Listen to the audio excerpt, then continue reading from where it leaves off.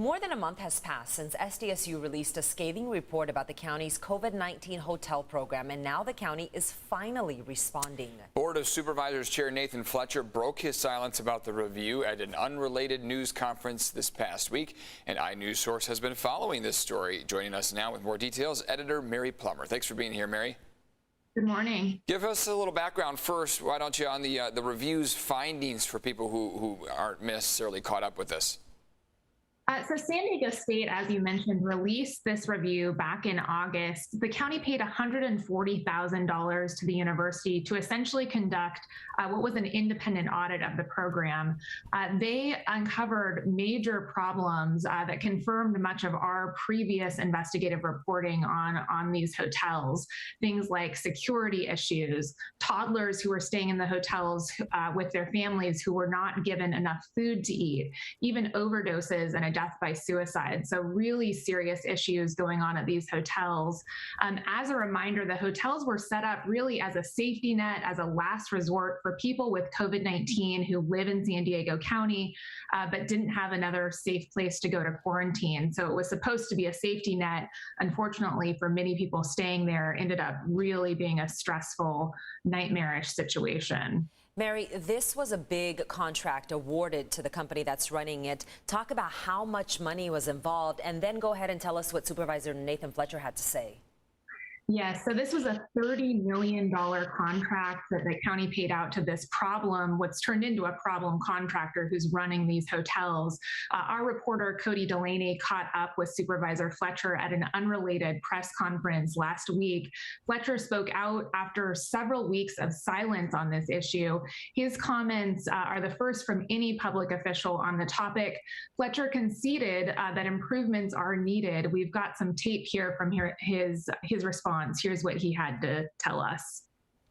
There's no lack of will in trying to tackle it. It's a very challenging and very difficult situation. When you're confronting, again, you've got a global pandemic, you've got a critical shortage of available staffing. You have challenges of simultaneously that, along with everything else over the last 18 months we've had to confront. And I think we have to do a better job.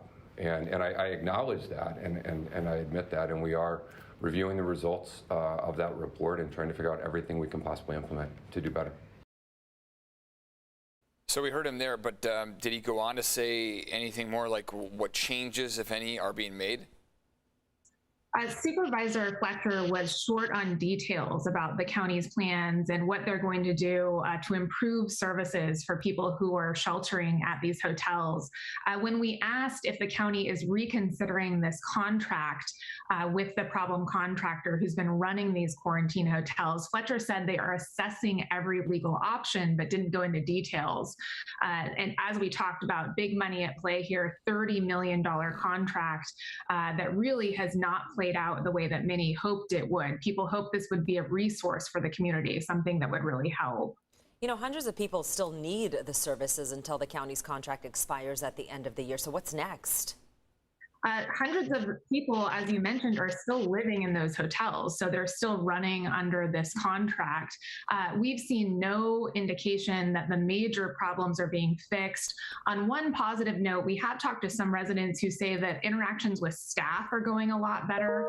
In the past, security guards had been harassing hotel guests. We've heard that the interactions with staff have improved a bit since our reporting brought some of these issues to light.